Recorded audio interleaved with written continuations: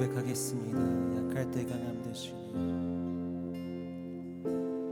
약할 때 강함 되시네 나의 보배가 되신 주 나의 모든 것 주 안에 있는 보물을 나는 포기할 수 없네 주 나의 모든 것 예수 어린 양 예수 어린 양 존귀한 이름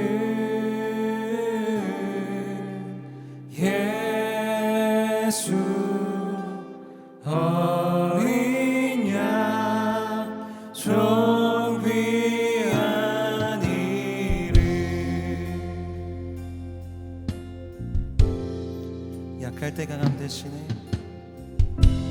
약할 때 강함 되시네 나의 보배가 되신 주 나의 모든 것 주 안에 있는 보물을 나는 포기할 수 없네 주 나의 모든 것 예수 어린 양 예수 어린 양 존귀한 이름 예수 어린 양 존귀한 이름 십자가 죄 사셨네 십자가 죄사하셨네 주님의 이름 찬양해 주 나의 모든 것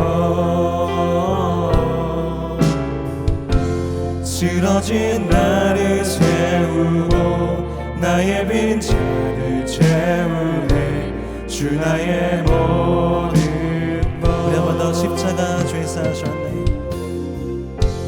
십자가 죄사하셨네 주님의 이름 찬양해 주 나의 모든 것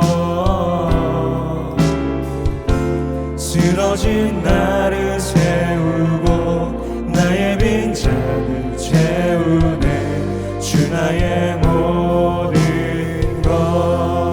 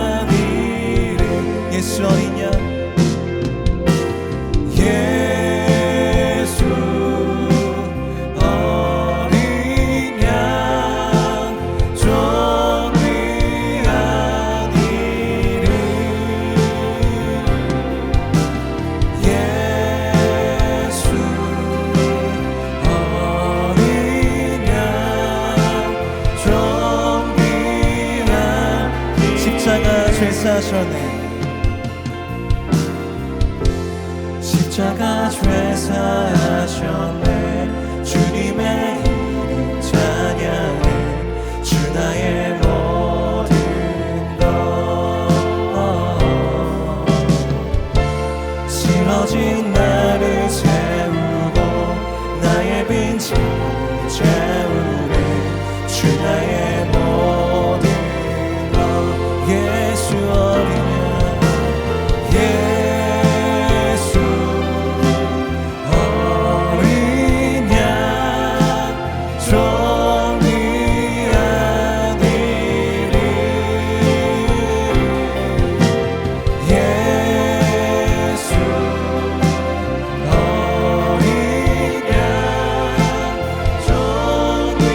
존귀한 이름 예수 어린 양 예수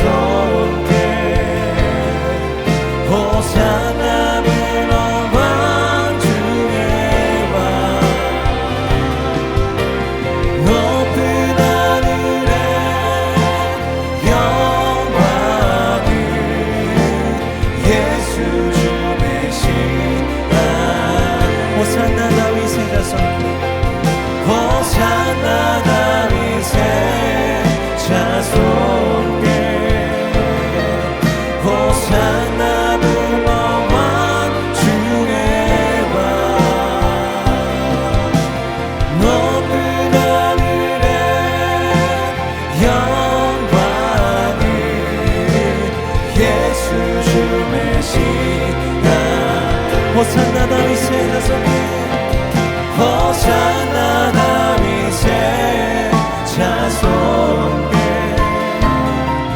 호산나 불러와 주의 왕 높은 하늘에 영광이 예수 주 메시아 호산나 다윗의 자손 호산나 다윗의 자손께 호산나 불러와 주의 왕 높은 하늘에 영광이 예수 주 메시아 예수 주 메시아는 예수 주 메시아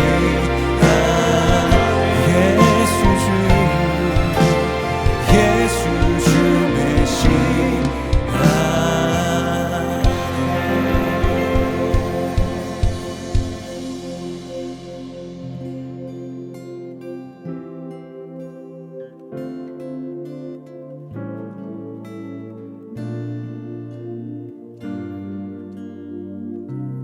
주인자하신 그 사랑이 주인자하신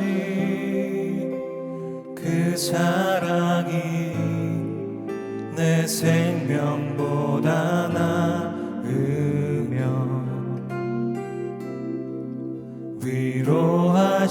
위로하시는 주 손길은 내 눈물보다 귀하다 변함이 없는 주 임재가 내 근심보다 가깝고 주님을 이신 그 보혈은 내 상처보다 진하다 결국 내 주님과 함께 사는 것 나의 영원한 소원 주의 아름다움 안에 사는 것 나의 영원한 기쁨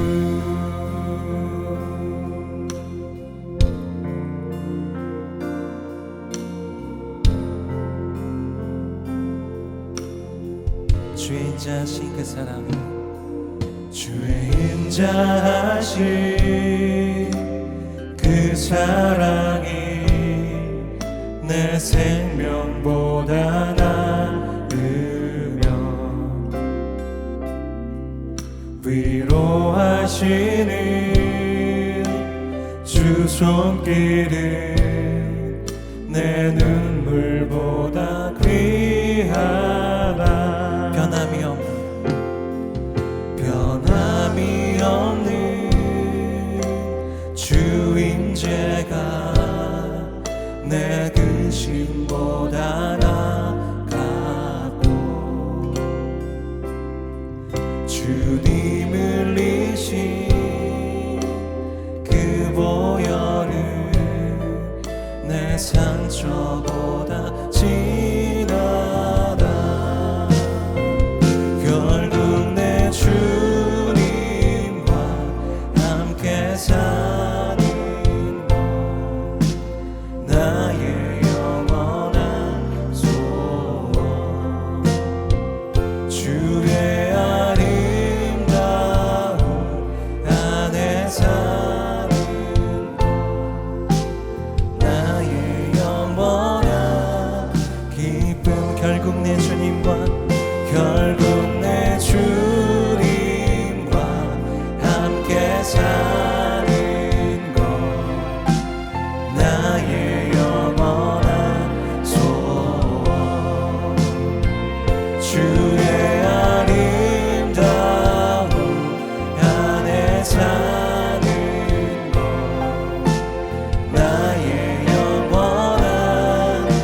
결국 내 주님과 함께 사는 것 결국 내 주님과 함께 사는 것 나의 영원한 소원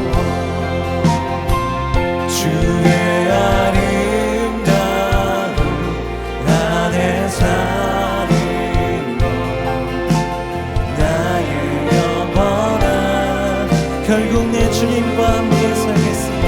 결국 내 주님과 함께 사는 것 나의 영원한 소원 주의 아름다운 안에 사는 것 나의 영원한 기쁨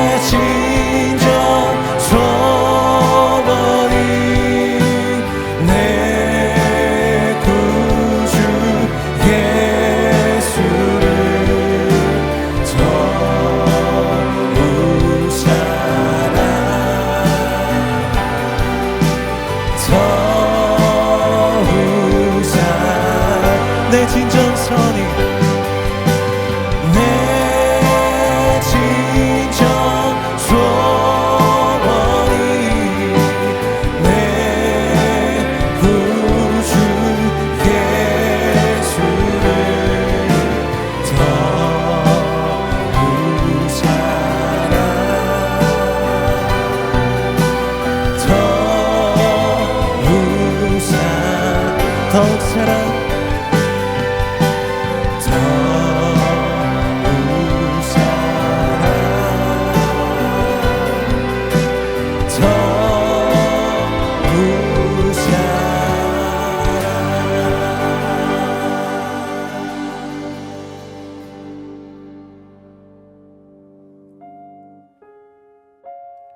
우리나라를 위한 기도. 하나님 아버지, 우리나라가 하나님을 경외하는 나라가 되게 하소서. 코로나19 바이러스 확산이 멈추어지고 감염자들이 치료되게 하소서. 방역 당국과 의료인들에게 새 힘을 주소서. 경제 위기 속에서 지혜로운 재정 지원이 속히 이루어지게 하시고 차별받고 소외되는 자들이 없게 하소서. 사회가 극단적인 좌파와 우파로 나뉘는 현상을 막아주소서. 4.15 총선을 통해 하나님을 경외하고 국민을 겸손과 사랑으로 섬길 수 있는 정치 지도자들이 세워지게 하소서. 주님, 또한 이 땅에 음란이 가득합니다. 왜곡된 성문화와 악한 음란의 실체가 밝히 드러나고 십자가 복음으로 무장한 거룩한 자들이 이 사회의 지도자들로 세워지게 하소서. 예수 그리스도의 이름으로 간절히 기도합니다. 아멘.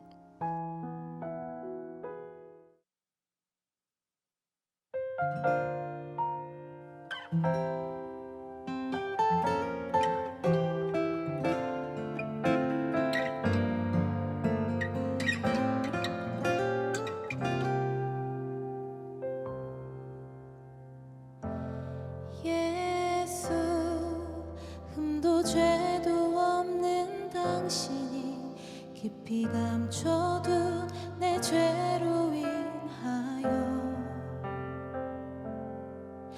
하나님의 어린 양 속죄의 제물 되어 저주받은 나무에 달리셨네.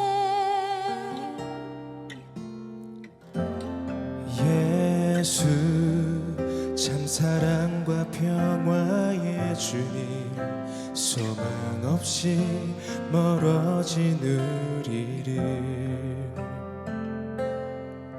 하나님과 온전히 화목해 하기 위해 십자가로 막힌 다 허무셨네.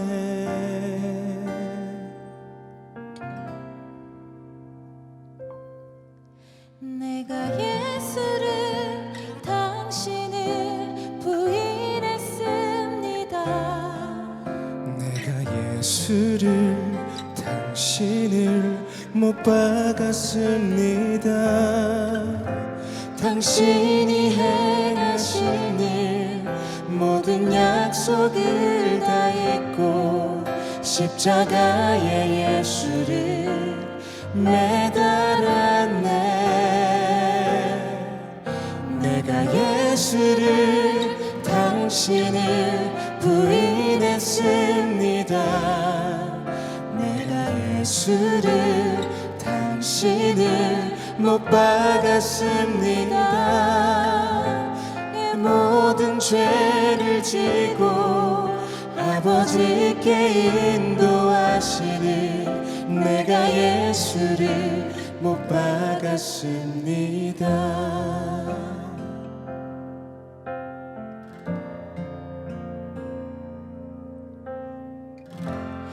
예수 참 사랑과 평화의 주님 소망 없이 멀어진 우리를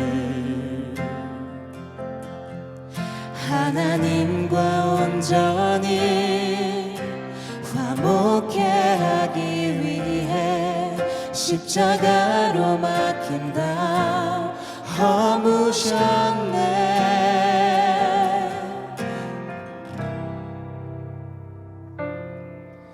내가 예수를 당신을 다시 바라봅니다. 내가 예수를 당신을 사랑합니다. 당신이 행하신 일 흔들리지 않는 사랑 깨지지 않는 약속 붙들겠네. 내가 예수를 당신을 다시 바라봅니다. 내가 예수를 당신을 사랑합니다. 갚을 수 없는 사랑 아버지께 인도하시네. 내가 예수를 사랑합니다.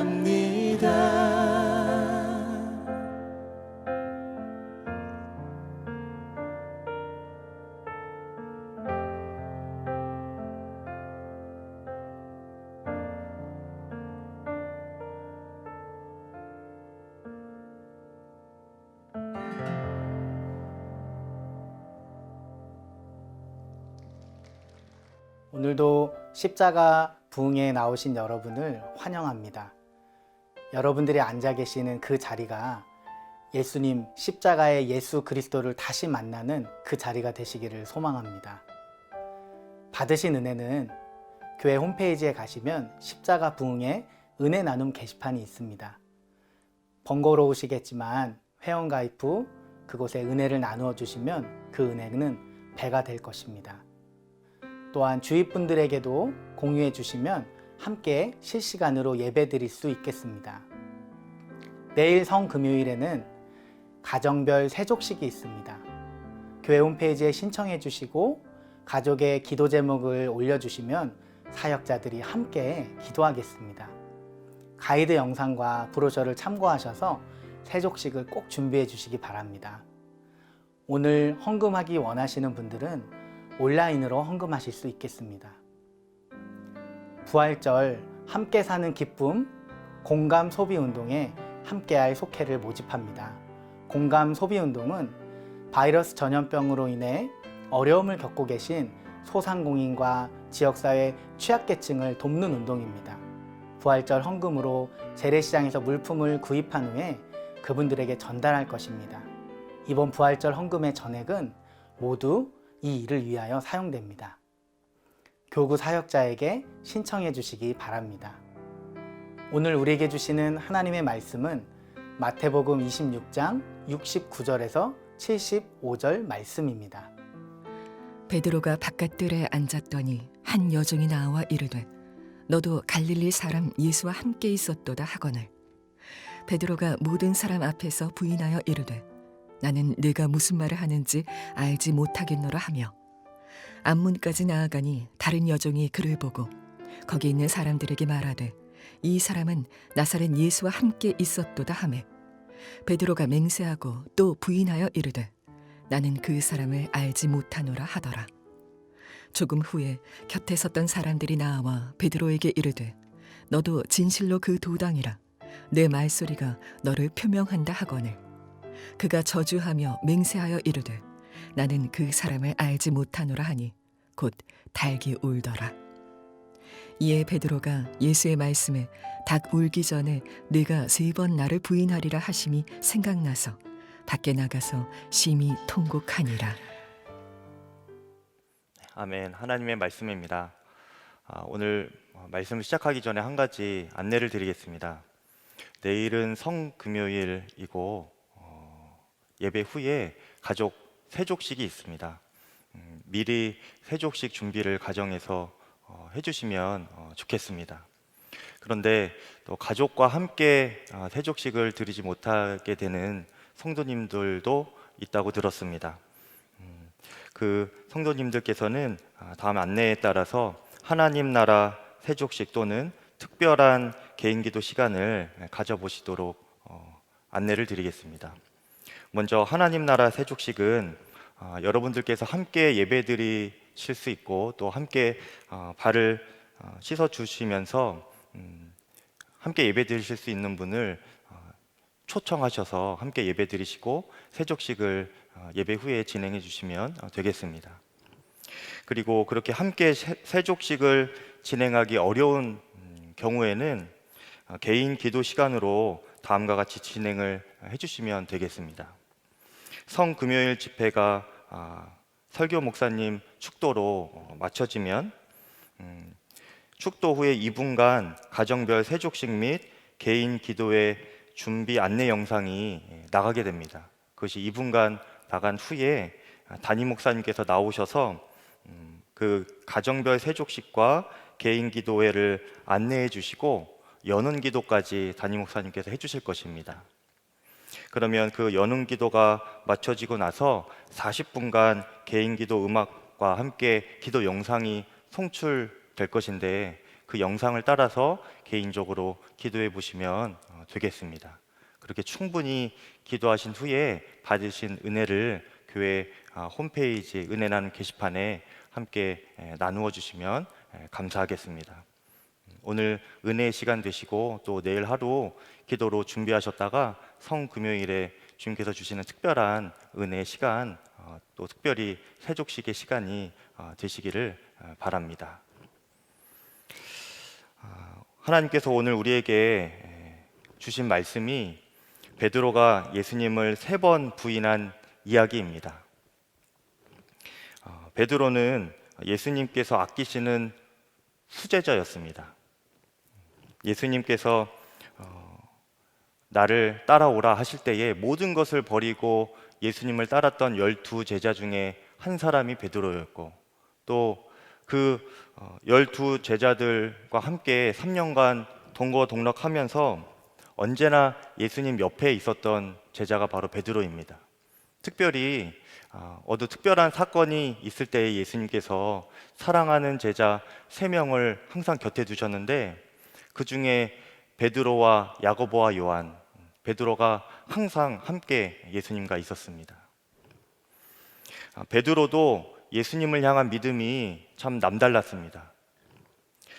갈릴리 바다에서 큰 풍랑을 한 번은 만났었는데, 그때에 모든 제자들이 자신들이 죽을까 두려워서 떨고만 있을 때에 이리로 오라 하시는 예수님의 그 말씀에 순종하여서 물 위로 뛰어들어 바다를 걸었던 유일한 제자가 바로 베드로였죠.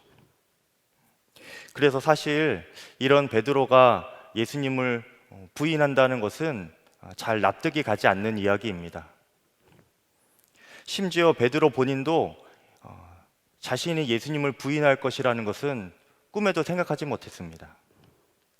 예수님께서 세족식 후에 제자들을 모아놓고 이제 내가 잡혀가게 될 터인데 그때에 너희가 다 나를 따르지 않고 도망가게 될 것이다. 그리고 베드로 너는 특별히 나를 3번이나 부인할 것이다. 그렇게 미리 알려주셨습니다.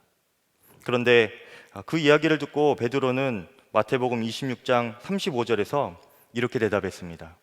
베드로가 이르되 내가 주와 함께 죽을지언정 주를 부인하지 않겠나이다 하고 모든 제자도 그와 같이 말하니라. 이것은 베드로에게 있어서는 예수님을 향한 사랑의 고백이었습니다.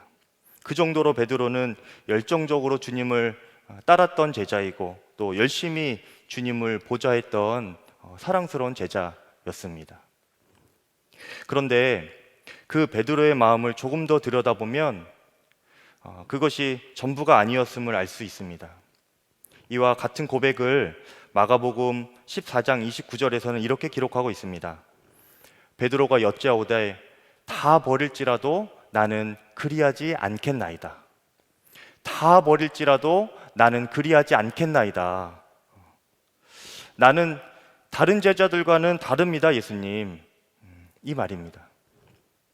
베드로와의 열정과 열심이 예수님을 향하여 있었지만 그 열정과 열심 한편에는 교만한 마음이 여전히 있었고 또 영적인 우월의식과 종교적 헌신에 대한 자신감이 베드로에게는 충만했습니다.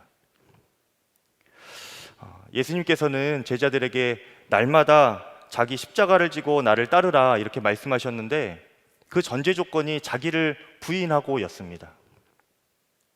그런데 베드로는 지금 자기를 부인하며 겸손하게 십자가를 지는 것이 아니라 여전히 자기를 주장하면서 너무도 자신만만하게 십자가를 지려 하고 있는 것이죠. 이것은 베드로가 아직 십자가를 지고 주님을 따를 준비가 아직 안 되어 있다는 것을 보여주는 것입니다. 십자가 지는 삶을 가로막는 가장 큰 장애물은 다름 아닌 교만한 우리 자신입니다. 저는 젊은 날에 또 어릴 때부터 여러 시험에 약했습니다. 시험을 보면 잘 떨어지기도 했습니다. 초등학교 받아쓰기를 보면 매번 빵점을 맞았습니다. 오죽하면 제 별명이 빵집 아들이었어요. 선생님이 그렇게 지어주셨죠. 대학 입시도 재수를 했고 또 공무원 시험도 6, 7번 보았는데 다 떨어졌습니다. 심지어 남자라면 누구나 한 번에 다 붙는다고 하는 그 운전면허 시험까지도 저는 한 번 떨어졌습니다. 지금 여러분 마음에 뭐가 모자란 건 아닌가 이렇게 생각하실 수도 있는데 그것이 아닙니다. 제가 이것을 이전에도 간증을 하긴 했는데 그때는 참 우울하고 심지어는 죽고 싶은 마음이 들 정도로 비참한 하루하루의 삶이었습니다. 그런데 돌아보면 저는 하나님께서 저를 겸손하게 하시려고 그렇게 여러 번 떨어지게 하셨다. 저는 그렇게 생각하고 있습니다. 그런데 그게 끝이 아니었습니다. 그 공무원 시험을 준비하는 중에 주님께서 저의 마음에 목회를 하라 하는 마음을 아주 강하게 주셨습니다. 저는 공무원 시험을 계속 떨어지고 있는 중이었기 때문에 지금 이 와중에 무슨 말씀하시는 건가 도저히 납득이 안 되고 처음에는 말도 안 되는 이야기라고 하면서 주님의 그 주시는 마음을 계속 거부했습니다. 그리고 제가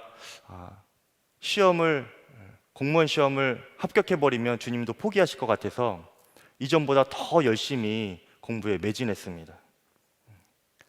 그러다가 주님께서 나중에는 제가 더 이상 공부를 할 수 없는 지경까지 아무것도 할 수 없는 지경까지 그렇게 몰아가시더라고요. 결국 제가 주님께 목회를 하겠다는 결단을 드리고 마지막으로 준비한 그 공무원 시험까지 본 이후에 곧바로 신대원 시험 준비를 했습니다. 저는 그 신대원 시험도 최선을 다해서 준비를 했습니다. 또 교회 사역도 열심히 성실하게 감당을 함께 하면서 시험을 보려고 했습니다. 그리고 시험을 보았는데 그러면 붙어야 되는 것 아닙니까, 여러분? 그런데 또 떨어졌습니다.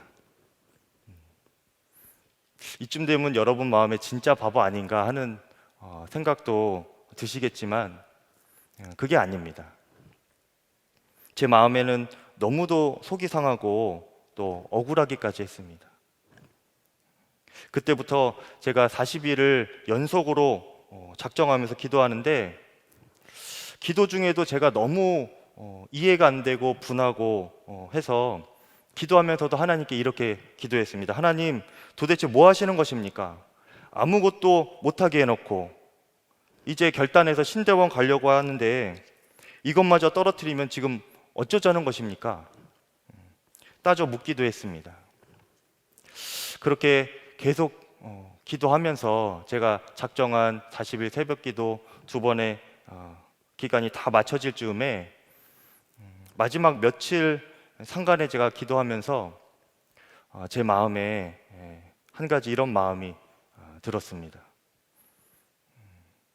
너 아니어도 내가 쓸 종은 많다.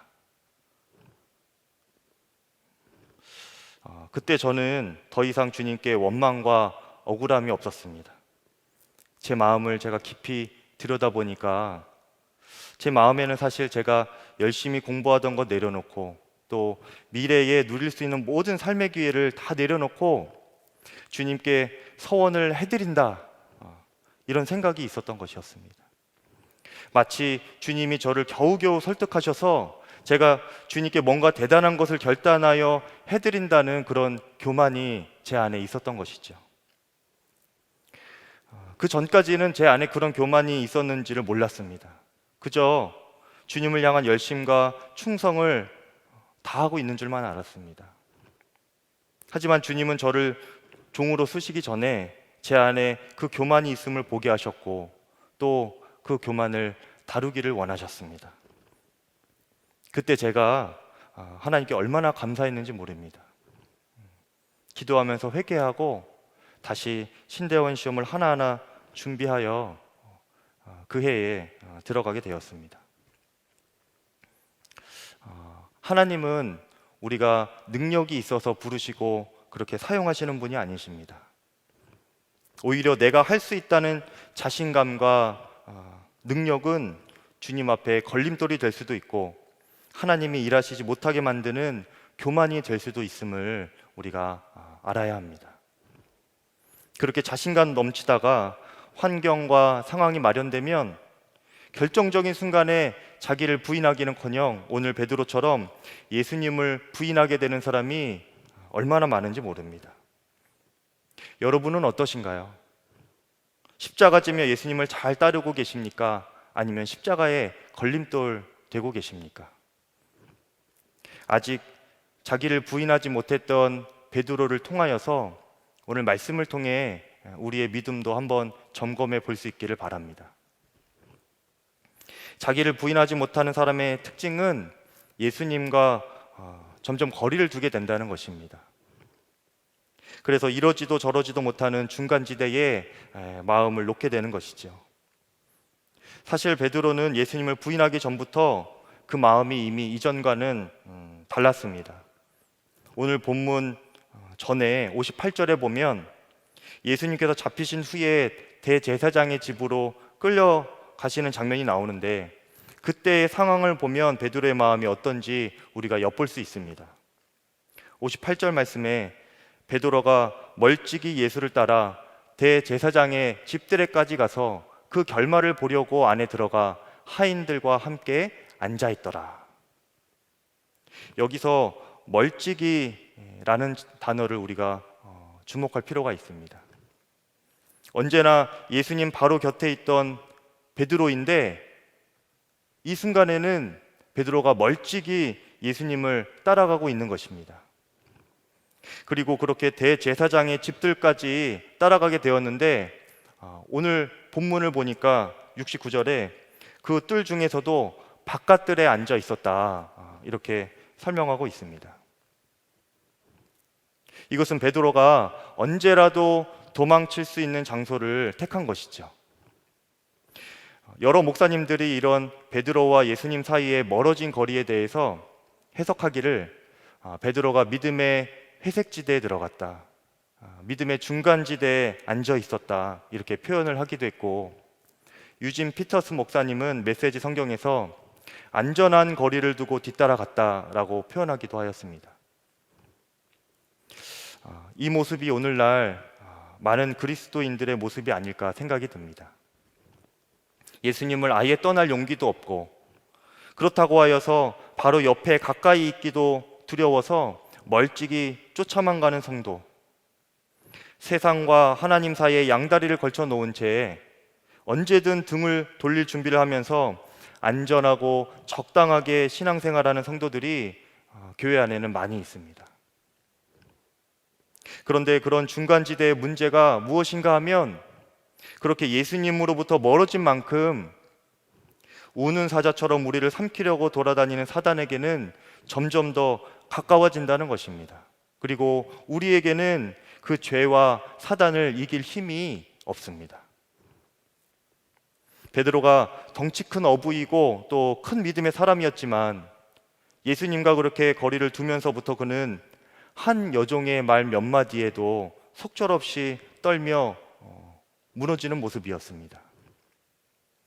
한 여종이 베드로에게 당신이 예수와 함께 있었던 자가 아닌가, 이렇게 물었을 때에 베드로가 처음에는 가볍게 예수님을 부인합니다. 하지만 이후에 두 번 더 부인하게 되는데 성경에 보면 두 번째는 맹세하여 부인하고 또 세 번째는 저주하며 맹세하여 부인했다, 이렇게 기록하고 있습니다. 성경은 의도적으로 베드로의 죄가 점점 더 늘어나고 깊어지는 것을 보여주고 있습니다. 베드로뿐만 아니라 하나님 마음에 합한 사람이라고 불릴 정도로 하나님과 가까웠던 다윗 왕도 예외는 아니었습니다.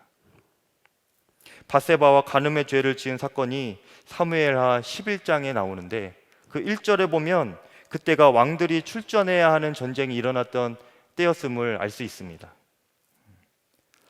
그 해가 돌아와 왕들이 출전할 때가 되매 다윗이 요압과 그에게 있는 그의 부하들과 온 이스라엘 군대를 보내니 그들이 암몬 자손을 멸하고 랍바를 에워쌌고 다윗은 예루살렘에 그대로 있더라. 다윗은 예루살렘에 그대로 있더라. 다윗은 언제나 전쟁이 되면 하나님께 묻고 의지하여서 승리하였던 왕입니다.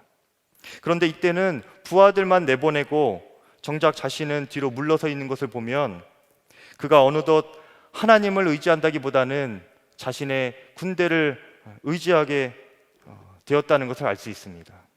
하나님과 거리가 생긴 것이죠. 그렇게 하나님으로부터 마음과 영혼이 멀어져 있을 때에 마침 다윗은 밧세바가 목욕하는 장면을 보게 됩니다. 그리고 처음에는 정욕에 이끌려서 밧세바와 간음의 죄를 짓죠. 그런데 곧이어서 밧세바의 남편인 우리아를 죽일 계획을 세우고 또 실행하기에 이르게 됩니다. 우리가 주님과의 관계가 멀어지기 시작하면 여지없이 죄에 끌려가게 되어 있습니다. 이것은 그 어느 큰 믿음의 사람이라 할지라도 예외가 없습니다. 그래서 갈라디아서 5장 16절에 보면 바울은 우리에게 끊임없이 주님을 따라 살기를 권면하고 있습니다. 갈라디아서 5장 16절에 그러므로 내가 말합니다. 성령을 따라 사십시오. 그러면 육체의 욕망을 따라 살지 않게 될 것입니다. 육체의 욕망은 성령을 거스르고 성령이 바라시는 것은 육체의 욕망을 거스릅니다. 이 둘은 서로 반대되는 것이므로 여러분의 욕망대로 살 수 없게 합니다. 성도의 삶은 성령을 부인하고 자기 육체의 욕망에 끌려 살든지 아니면 자기를 부인하고 성령을 따라 살든지 둘 중에 하나입니다. 또 이것은 무엇을 의미하는가 하면 믿음의 중간지대라는 없다는 것을 말합니다. 아니, 엄밀히 말하면 우리는 믿음의 중간지대에 앉아서 스스로 믿음을 지킬 능력이 우리에게는 없다는 말입니다. 만일 스스로 우리가 죄를 이길 수 있다 이렇게 생각한다면 그것은 마치 크게 벌리고 있는 사자의 입속에 우리의 머리를 집어넣어 놓고 나는 안전하다 이렇게 말하는 어리석은 사람과 같습니다. 따라서 믿음의 중간지대는 안전지대가 아니라 이미 위험지대라는 것을 우리가 분명히 기억하기를 바랍니다. 지금 우리는 어쩔 수 없이 교회에서 모이지 못하고 있는 상황입니다. 매주 드리던 예배 자리에서 우리가 멀어지게 되었죠. 그런데 중요한 것은 그렇다 할지라도 우리의 마음은 어떤가 하는 것입니다. 우리의 마음도 주님과 멀어지고 있지는 않은가 우리가 스스로 점검을 해보아야 합니다. 지난 성령 집회에서 한 집사님의 간증이 참 은혜가 되었습니다. 이렇게 교회에서 모이지 못하는 상황이 마음도 어렵고 영적으로도 견디기 힘들지만 이럴 때일수록 시간을 정하여 말씀을 읽고 또 1시간 기도를 드리고 동행일기로 매일 순종의 삶을 점검하면서 속회원들을 돌보고 서로의 믿음이 떨어지지 않도록 격려하고 어떻게든 그렇게 더 깊이 주님과 동행하려고 애쓰고 있다는 그런 성도님의 이야기를 들으면 마음에 참 감사함이 있었습니다. 그런데 반대로 우리 중에 우리의 마음에 지금처럼 속회와 예배를 온라인으로 드리는 것이 점점 더 편해지고 또 심지어 계속 이렇게 적당히 신앙생활 했으면 좋겠다 하는 마음이 혹시 생긴다면 우리가 그 마음을 경계해야 합니다. 여러분, 혼자 있는 시간이 많아졌는데 혼자 있는 시간은 어떠십니까? 하늘의 신령한 은혜와 거룩한 곳으로 우리의 심령과 삶을 채우려 하기보다는 점점 세상에 자극적이고 거짓되고 또 정욕을 채울 만한 것들에 우리의 눈이 점점 또 마음이 돌아가고 있다면 우리가 지금 당장이라도 그 마음을 정리하고 멈추고 주님께로 우리의 시선을 돌려야 할 것입니다. 지금은 안전해 보일지 모르지만 이보다 더 믿음을 지키기 어려운 때가 오면 우리의 믿음이 무너지는 것은 한순간입니다. 예수님께서 우리에게 요구하시는 관계는 요한복음 15장 5절의 말씀처럼 포도나무와 가지의 관계입니다. 포도나무와 가지처럼 우리가 예수님께 딱 붙어 있으면 많은 열매를 맺게 될 것이지만 가지가 나무에서 떨어지면 금세 말라 죽듯이 우리가 주님과 거리를 두기 시작한다면 이미 그 순간부터 우리는 사망과 어둠의 권세 가운데 들어가게 된다는 것을 우리는 분명히 알아야 합니다. 만일 여러분 중에 지금 믿음의 중간지대에서 안전하게 신앙생활 하신 분이 혹 계시다면 속히 벗어나시기를 바랍니다. 자기를 부인하고 오직 성령을 따라 살면서 예수님께 딱 붙어 있기를 이 시간 결단하시는 여러분 되시기를 바랍니다. 예수님께서 여러분의 삶 가운데 믿음의 많은 열매를 맺게 해 주실 것입니다. 자기를 부인하지 못하는 사람의 또 하나의 특징은 고난의 십자가를 거부한다는 것입니다. 마가복음 14장 65절에 보면 예수님께서 사람들에게 끌려가시는 모습이 자세하게 묘사되어 있습니다. 어떤 사람은 그에게 침을 뱉으며 그의 얼굴을 가리고 또 주먹으로 치며 이르되 선지자 노릇을 하라 하고 하인들은 손바닥으로 치더라. 하나님의 아들 예수 그리스도께서 사람들에게 멸시당하고 조롱당하고 하찮게 여김을 당하는 장면입니다. 또 오늘 본문에서도 베드로가 3번 부인할 때에 그 여종의 질문을 자세히 보면 예수님에 대한 수식어가 각각 다르게 나와 있습니다. 여종이 베드로가 함께 있었던 사람을 칭할 때에 갈릴리 사람 예수, 또 나사렛 예수라고 표현을 합니다. 이것은 모두 예수님을 변두리 출신이라고 무시하고 비아냥거리고 비하하는 표현들이죠. 지금까지 베드로에게 예수님은 권능의 주님이었습니다. 때론 가난하기도 하였고 또 고생도 하였지만 변화산에서 영광의 모습으로 변하시는 주님의 모습을 베드로가 보았고 또 무리를 걷게 하시고 죽은 나사로를 살리신 예수님의 영광과 능력을 경험한 것에 비하면 불편한 것쯤은 견딜만 했습니다. 하지만 지금은 베드로가 보기에 예수님께서 십자가에 가까이 가면 갈수록 점점 더 비참한 모습이었습니다. 마치 도살장에 끌려가는 어린 양처럼 그렇게 무기력한 모습이고 어린 여종에게도 무시를 당하는 예수님의 모습을 볼 때에 베드로의 마음에는 어느샌가 예수님보다 세상이 더 크게 보이기 시작하고 마음에 두려움이 자라게 되었습니다. 사실 베드로가 그동안 예수님께 십자가 사명에 대한 이야기를 여러 번 들었습니다. 그런데 그때마다 베드로는 여전히 예수님 옆에 있었고 또 믿음의 용사였고 불같은 열정으로 주님을 따르며 보좌했던 제자입니다. 그런데 오늘 그 고난의 십자가를 또 멸시당하는 십자가를 직면하게 되니까 그 믿음의 실체가 여실히 드러나게 되었습니다. 이전에 예수님께 들었던 십자가 지고 예수님을 따르는 삶이라는 것이 이렇게 고난과 무능한 삶이겠구나, 내가 앞으로 걸어가야 할 길도 이런 것이겠구나 점점 깨닫게 되면서 당황하고 그 마음이 쉽지 않았을 것입니다. 결국 베드로는 사람들 앞에서 저주하고 맹세하며 예수를 모른다고 부인했습니다. 많은 사람들이 예수님을 믿을 때에 구원의 주님, 권능의 주님으로 알고 믿게 됩니다.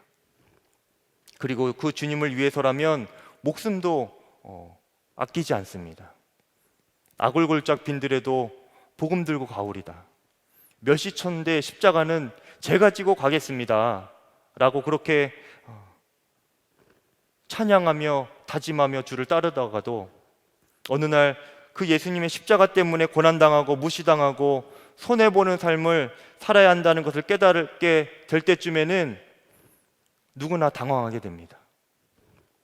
주님은 오늘 말씀을 통해서 우리가 그동안 그렇게 말로만 들었던 십자가를 이제는 직면하라고 말씀하고 계십니다. 여러분은 어떠십니까? 고난의 십자가일지라도 지고 가시겠습니까? 무능해 보이는 십자가일지라도 여러분 지고 가시겠습니까? 여기서 우리의 믿음이 갈라집니다. 오늘 베드로처럼 예수님을 부인하든지 아니면 그때부터 진정으로 자기를 부인하고 십자가를 지고 예수님을 따르든지, 여러분은 어디에 서 계십니까? 저도 한때는 아골골짝 빈들에도 복음 들고 가오리다, 또 멸시천대 십자가는 제가 지고 가겠습니다 하면서 주를 따른 적이 있습니다. 제가 목사 안수를 받고 첫 부임한 첫 목회지는 전남 곡성군 견면 칠봉리 116번지 칠봉교회였습니다. 이론적으로만 따지면 감리교회에서 가장 열악한 교회였습니다. 제가 속한 연회가 호남 선교연회였는데 말 그대로 아직 선교가 필요한 지역이라는 말입니다. 자립하지 못한 연회라는 말이죠. 그 연회 중에서 여러 지방이 있었는데 가장 열악한 지방이 전남 동지방이었고 제가 속한 지방이었습니다. 그리고 그 전남 동지방에 30개 교회가 있었는데 그 30개 교회 목회자들 안에서 우리 중에 가장 열악한 교회가 어디인가 순위를 꼽을 때 첫 번째가 칠봉교회였다고 합니다.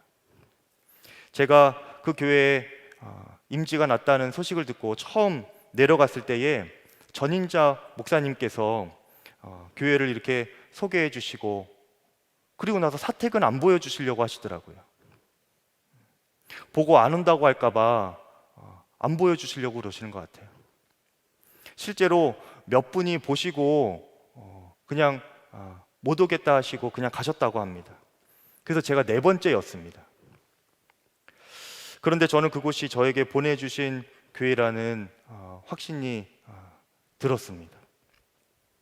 가서 목회를 시작했는데 듣던 대로 여러 가지가 열악했습니다. 교회와 또 사택 여러 군데를 이곳저곳 고치면서 또 교회 목회도 하고 또 마을 목회도 해야 했습니다. 그런데 그 마을 목회 가운데 곤란한 경우가 여러 생겼습니다.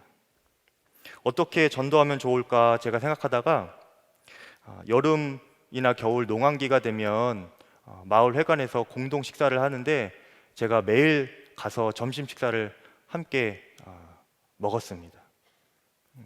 식사를 하기 전에 상도 먼저 가서 피고 또 수저도 먼저 놓고 그렇게 어르신들을 섬기면서 함께 식사하면서 마을 어르신들과 많이 친해지기도 하고 전도도 자연스럽게 계속 되었습니다.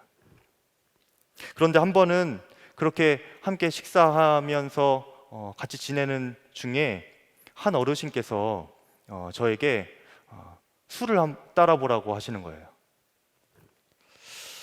저는 순간 이것이 전도를 위해서 맞는가 틀리는가, 또 신학적으로는 이것을 어떻게 보아야 할 것인가 이렇게 생각이 들기도 하고, 또 저에게 그렇게 막무가내로 술을 따르라고 하는 분이 평생 처음이었습니다. 그래서 당황스럽기도 했습니다.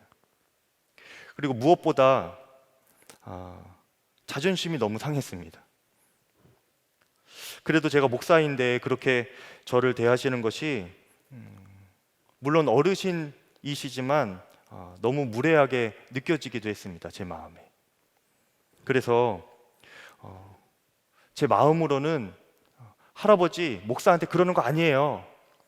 그렇게 여러 번 외쳤지만 뭐 말을 할 수가 없었습니다. 그런데 다행히 그 옆에 계신 할아버지께서 그 말을 똑같이 그렇게 해주시더라고요. 목사님한테 술 따르라고 하는 거 아니라고 그렇게 해주셔서 넘어갔습니다. 한 번은 저희 교회 새신자로 할머니 한 분이 오셨는데, 그분은 평소에는 밭일하시고 제가 걱정될 정도로 열심히 일하시는 분이었습니다. 그런데 제가 모시러 가기만 하면 다리가 끊어질 듯 아프신 분이에요. 멀쩡히 열심히 밭일하시다가도 저만 보면 그렇게 아프신 분이었습니다. 그런데 그래도 제가 교회 성도님들에게 차량 운행은 마땅히 섬기는 사역이니까 그게 잘 섬겼습니다.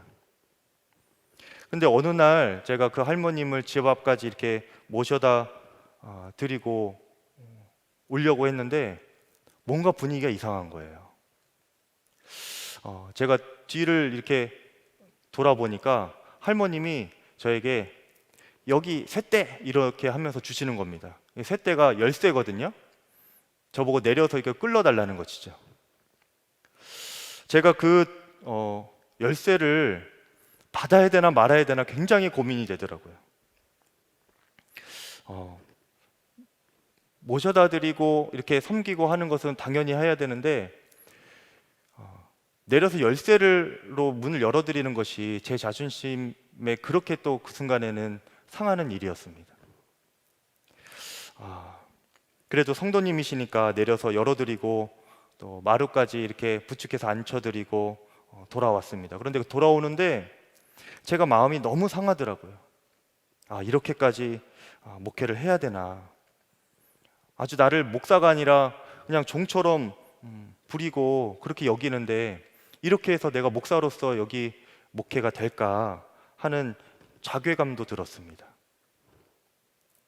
그런데 마음의 주님이 예수님도 그렇게 종처럼 섬기셨으니 너가 잘하고 있는 것이다, 이런 마음을 주셔서 또 위로가 되기도 하였습니다.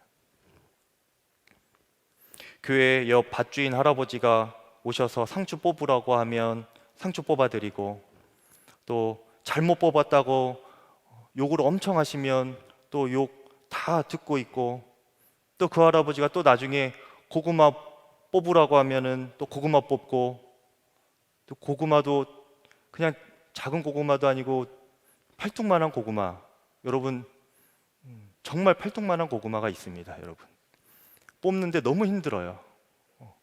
뿌리가 안 뽑힙니다. 여러분 그래도 잘 그렇게 섬겨드리면서 목회를 했습니다. 아골골짝 빈들에도 복음 들고 가고, 또 멸시천대 십자가는 내가 지고 가겠다고 했으니까 그렇게 목회가 되더라고요. 그런데 제가 한 가지는 못했습니다. 시골 목회에 그렇게 점점 적응이 되어가고 부흥도 조금씩 되어갔는데, 또 주님의 특별한 채우심과 돌보심도 경험할 수 있었습니다. 그런데 그러면 그럴수록 제 마음에 계속되는 고민이 여기서 평생 목회를 할 수 있을까 하는 것이었습니다. 이러다가 평생 시골에 묻혀 살게 되고 잊혀질 것만 같은 두려움이 제 안에 있었습니다. 제가 이름 없이 빚도 없이 감사하며 섬기는 것은 못하겠더라고요. 그때 느낀 것이, 자기 십자가는 내가 지금 열정을 가지고 최선의 수고와 헌신을 들여서 하고 있는 그 일이 십자가가 아니더라고요. 그것들 중에서 정말 하지 못할 것 같은 것, 자기를 부인하지 않고는 도무지 칠 수 없을 것 같은 것이 자기 십자가였습니다. 저에게는 이름 없이 빛도 없이 섬기는 것이 저의 십자가였던 것이죠. 여러분의 십자가는 어떤 것입니까? 그렇게 고민하던 중에 기회가 되어서 제가 도시교회에 오게 되었습니다. 그런데 큰 교회에서 사역을 하면서도 마찬가지였습니다. 이름 없이 빛도 없이 섬기는 것보다는 여전히 제 이름이 드러나기를 원하고, 제가 한 것, 이루어낸 것 인정해 주면 좋겠고, 높아지고 싶은 마음이 제 안에 계속 일어났습니다. 이것이 어디까지가 끝이겠습니까? 상황과 환경이 열악한 것이 문제가 아니라 제 마음이 문제였습니다. 이것이 지금 저의 믿음의 수준입니다. 그래서 솔직히 지금도 하나님께서 저에게 실패하고 가시밭길, 고난의 길, 무시당하는 길이어도 갈 것이냐? 이렇게 물으신다면 저는 주님께 자신 있게 네라고 대답을 못합니다. 지금 제가 할 수 있는 일은, 주님, 저는 무능합니다. 십자가 길을 걸어갈 능력이 없습니다. 저는 자신이 없습니다. 두렵고 믿음이 없습니다. 그렇게 주님 앞에 인정하는 것뿐입니다. 여러분은 어떠십니까? 오늘 그 십자가 앞에서 베드로도 실패했고 또 저도 실패했습니다. 그런데 혹시 여러분 중에서도 그 십자가 앞에 자신 없는 분이 계십니까? 아니면 이미 그 믿음에 실패한 분이 계십니까? 그렇다면 이제부터 하나님의 시간이 시작될 것입니다. 우리가 십자가 앞에 정직하게 나아가고 그 십자가 앞에서 우리 자신이 완전히 절망스러운 존재라는 것을 인정하게 된다면 하나님은 그 사람을 주목하실 것입니다. 마지막 75절에 보면 베드로가 3번 부인한 후에 닭이 울고 예수님의 말씀이 생각났다고 했는데, 이 구절을 누가복음으로 보면 한 가지 중요한 장면이 더 나옵니다. 누가복음 22장 61절 말씀에 주님께서 돌아서서 베드로를 똑바로 보셨다. 베드로는 주님께서 자기에게 오늘 닭이 울기 전에 내가 3번 나를 모른다고 할 것이다 하신 그 말씀이 생각났다 기록하고 있습니다. 여기서 예수님이 몸을 돌리셔서 베드로의 눈을 똑바로 보셨다 이렇게 말씀하고 있습니다. 베드로가 예수님 바로 뒤에서 지금까지 모든 사람들 앞에 예수님을 3번이나 부인하고 있었는데, 예수님이 몸을 돌리시고 그 부인하고 있었던 베드로와 정면으로 눈이 마주치신 것이죠. 예수님께서 의도적으로 눈을 맞추신 것입니다. 그때 베드로의 마음에 내가 3번 나를 모른다고 할 것이다 라고 하셨던 말씀이 생각났다고 했습니다. 주님의 음성이 들린 것이죠. 그 순간 베드로의 마음에는 자신의 힘과 칼과 능력으로 예수님을 지킬 수 있다고 생각했던 그 자신감이 얼마나 하찮은 것이었고 또 부끄러운 교만이었는지 깨달아졌을 것입니다. 또 베드로의 마음에는 그렇게 무능력해 보이는 예수님을 부끄러워하면서 나는 저 사람을 알지 못합니다 라고 부인했던 것이 베드로의 마음에 너무도 자책이 되고 절망스러웠습니다. 그런데 동시에 이 베드로를 똑바로 바라보셨던 예수님의 눈빛이 있었습니다. 그 눈빛은 어떤 눈빛이었을까요? 너에게 실망했다. 베드로, 내가 그럴 줄 알았다. 이런 눈빛이셨을까요? 아닙니다. 제가 어릴 때 가장 사랑했던 사람이 저희 어머니였습니다. 가장 예쁘고 뭐든지 다 해주셨고 못해도 잘한다고 해주시고 또 다 해보라고 하시고 믿는다고 하시고 저를 위해 포장마차부터 시작해서 공장에서 또 아파트 청소부로 가진 고생 다 하시면서 키워주셨으니 저에게는 너무도 감사하고 또 사랑하는 어머니였습니다.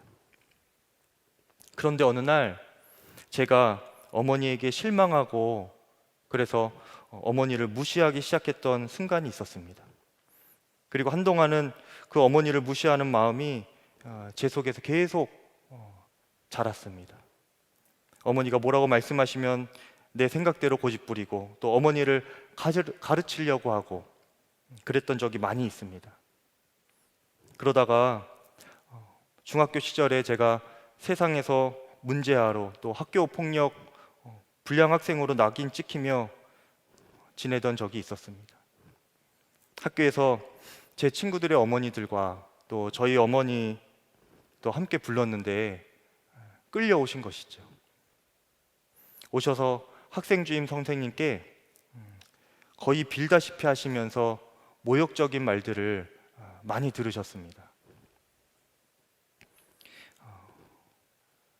다 끝나고 친구들과 어머니들이 저 앞에 가고 있고 저와 저희 어머니는 뒤따라 가고 있었습니다. 그때 그 풍경이 마치 천국과 지옥이 갈라지는 모습과도 같았습니다. 친구들의 어머니들은 다들 화가 나셔서 친구들의 머리를 쥐어박으시고 등짝을 때리시고 너가 인간이냐 이놈의 XX야 하시면서 소리 지르시고 또 심지어는 분해서 우시는 분도 계셨습니다. 그렇게 앞에서 걸어가고 있었는데 저희 어머니는 제 옆에서 저에게 한마디도 안 하시고 그냥 계속 걸어가시는 거예요.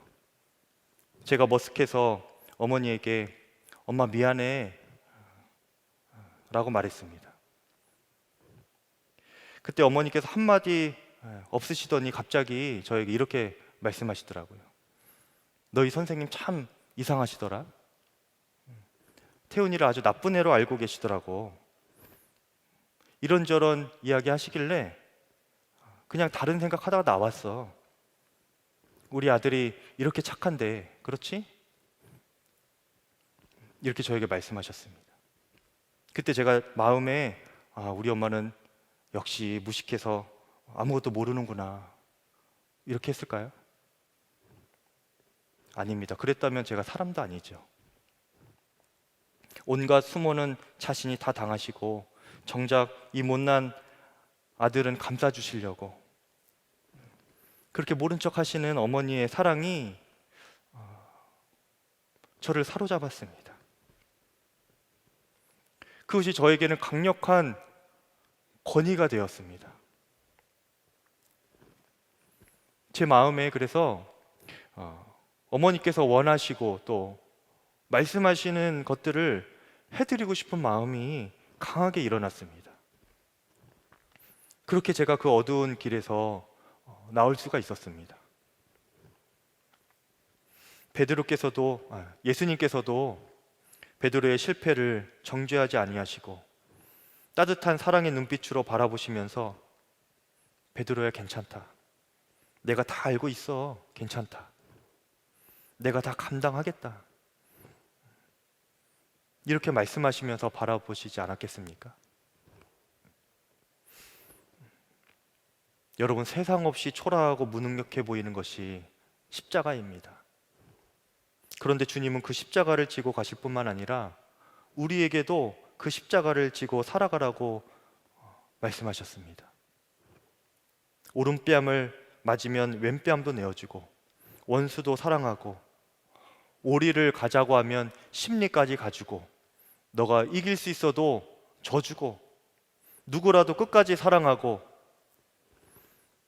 이것은 완전히 바보 같은 삶이고 무기력해 보이는 삶입니다.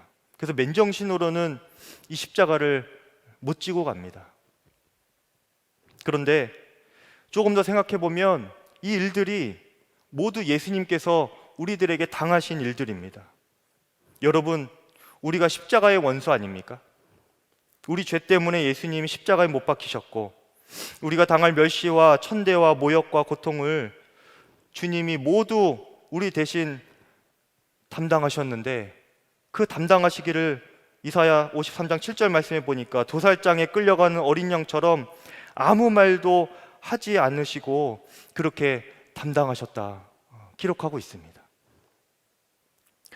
우리가 배신하면 배신을 당하시고 세상의 음란과 거짓을 따라 살기 위하여서 예수님을 순간순간 부인할 때에도 예수님은 참으셔야 했고 견디셔야 했습니다. 회개하고 죄짓고 또 회개하고 또 죄짓고, 그때마다 주님은 한 번도 우리를 부인하지 않으시고 또 죄지을 것 아시면서도 속아주시면서 용서하시고 괜찮으니까 다시 일어나라 말씀하셨던 분이 우리 주님이십니다. 십자가가 그렇게 무능해야 하는 이유는 그래야 우리가 구원받을 수 있기 때문에 그렇습니다. 그리고 우리가 구원받은 자의 삶을 그렇게 살아갈 수 있기 때문입니다. 세상 없이 바보 같고 무능력해 보이지만 그 예수님의 용납하심과 사랑 때문에 우리가 변하게 되는 것 아닙니까? 돌같이 완고한 마음이 부드러워지고 또 끝모르게 높아지려는 교만한 마음이 낮아지고, 낮은 곳에서 섬기며 멸시천재 받더라도 복음을 전할 수만 있다면 무슨 일이든지 참아낼 줄 아는 삶이 십자가를 따를 때 비로소 우리에게 이루어져 가는 것입니다.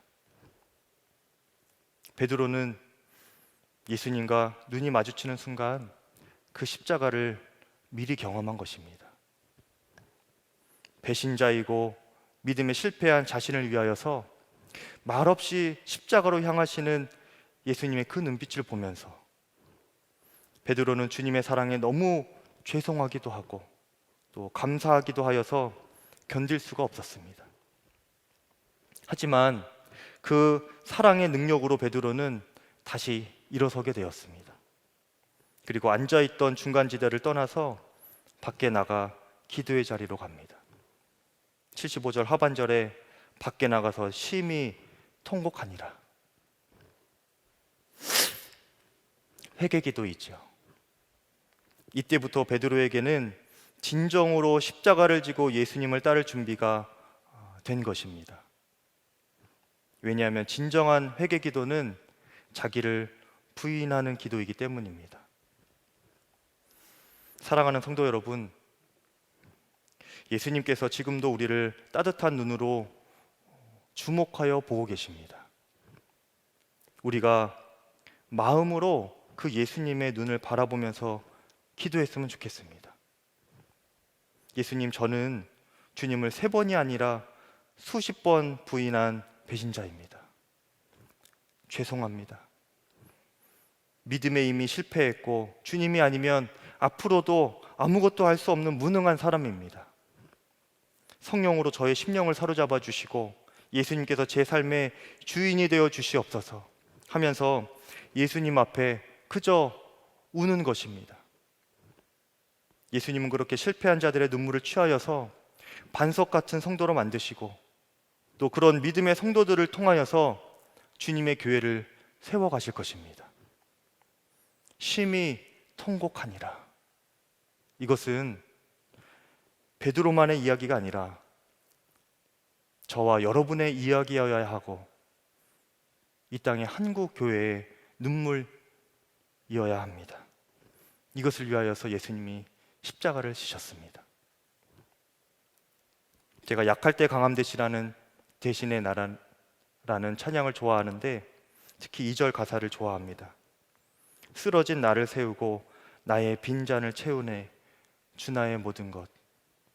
우리 그 예수 그리스도 어린 양의 이름을 함께 먼저 찬양하겠습니다.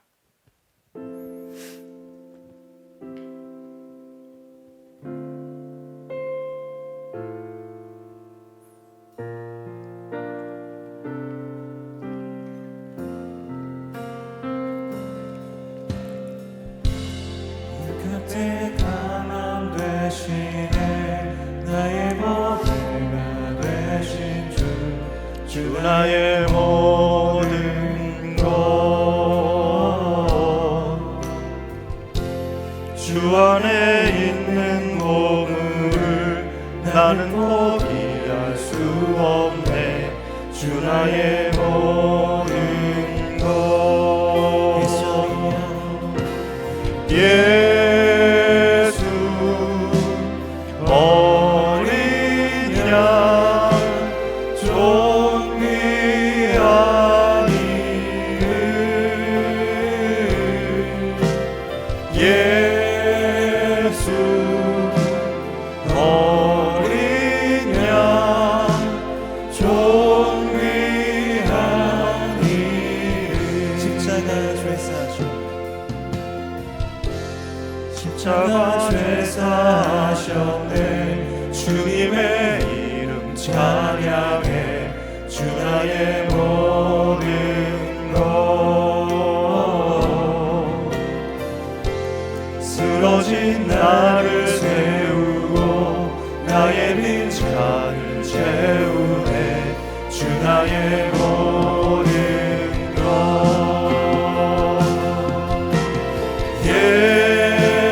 예수 어린 양 존귀한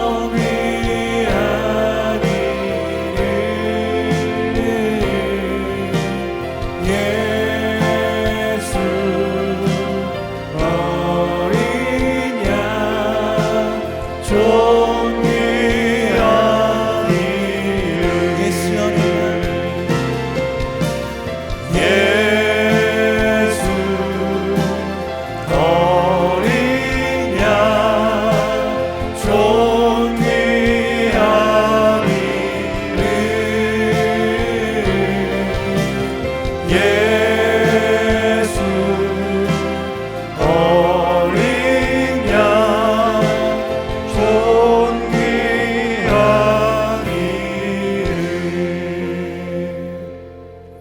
이 시간 먼저 기도할 때에 성령님께 우리의 모든 심령과 인생을 온전히 내어드리는 결단으로 함께 기도했으면 좋겠습니다. 하나님, 믿음의 중간지대에 앉아서 주님과 세상 사이를 내 마음대로 왔다 갔다 하려고 하였던 나의 자아와 나의 죄를 회개합니다. 나의 자아가 내려놓아지게 하여 주시고 끊지 못하였던 죄가 끊어지게 하여 주시옵소서. 예수님 안에서 완전한 통치를 받고 마음과 생각과 말과 결단의 가운데에 믿음의 풍성한 열매를 맺게 하여 주시옵소서. 온전히 주님을 따르기를 결단하는 마음으로 간절히 주님 한번 부르기도 하겠습니다. 주여 할렐루야. 하나님 아버지 감사합니다.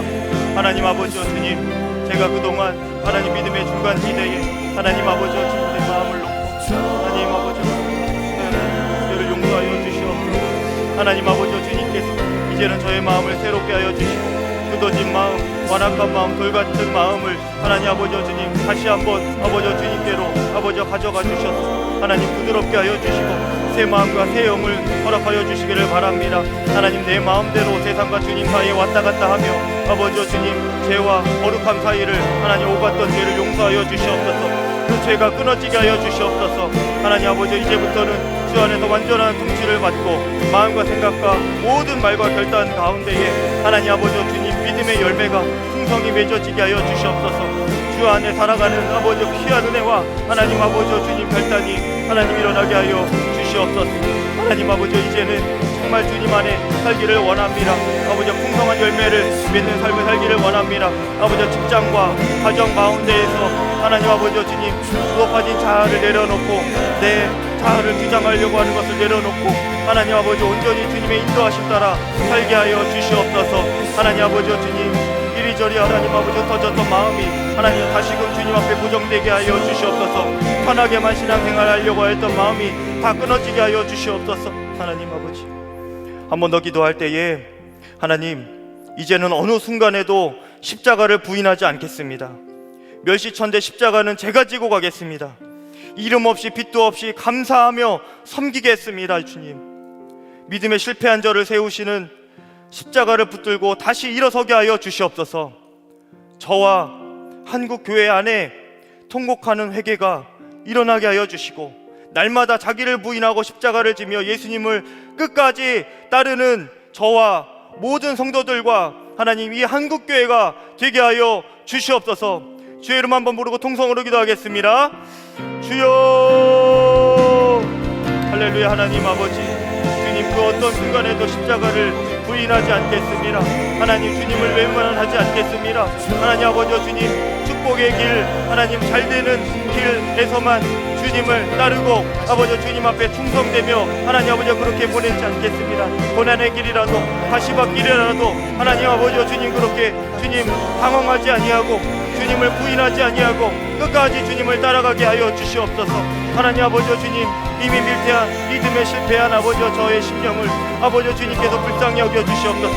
실패한 저의 심령을 일으켜 주시는 십자가를 더욱 붙들기를 원합니다. 하나님 아버지 주님 믿음에 실패한 자들을 또한 일으켜주는 위로의 사람이 되게 하여 주시옵소서. 하나님 아버지 주님 우리의 심령 가운데 모든 한국교회 안에 하나님 아버지 주님 통회하며 자복하며 하나님 아버지 회개하는 역사가 일어나게 하여 주시옵소서. 하나님 뜨겁게 회개 기도가 일어나고 하나님 날마다 자기를 부인하고 자기 십자가를 지고 예수를 따르는 하나님 한국교회가 되게 하여 주시옵소서. 하나님 아버지 주님과 멀찍이 떨어져서 하나님 아버지 그렇게 살아가지 않게 하여 주시고 하나님 주 예수님과 완전히 연합되어서 하나님 아버지께서 인도하시는 생명의 길로 하나님 풍성한 열매가 있는 길로 아버지 영적인 부흥의 길로 한국교회가 다시금 걸어가게 하여 주시옵소서. 우리의 가정과 직장과 저의 삶의 모든 형편 가운데 하나님께서 일으키시는 거룩한 새로운 부흥의 역사가 일어나게 하여 주시옵소서. 하나님 아버지 주님 생명을 걸고 주님을 따르는 믿음의 결단이 하늘 오지는 시간 기도하는 모든 성도들의 심령 가운데 충만하게 일어나게 하여 주시옵소서. 감사합니다. 주님 찬양합니다. 하나님 어린 양의 그 이름을 찬양하며 하나님 더욱더 따라가기를 원합니다. 하나님 쓰러진 나의 심령을 세워주시옵소서. 하나님 믿음의 중간지대에 앉아서 세상과 주님 사이를 마음대로 왔다 갔다 하려는 저의 자아를 이제 내려놓겠습니다. 이제부터 그 어느 순간에도 십자가를 부인하지 않겠습니다. 넘어지면 십자가를 붙들고 다시 일어서겠습니다. 끝까지 그 십자가의 길을 자기를 부인하며 예수를 따르며 걸어가는 우리 모두가 되게 하여 주시옵소서.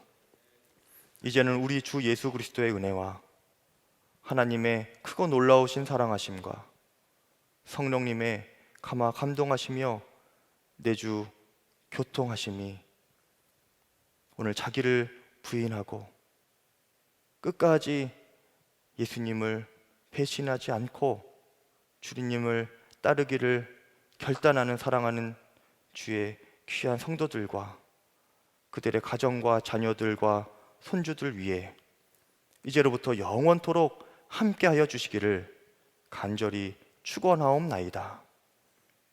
아멘.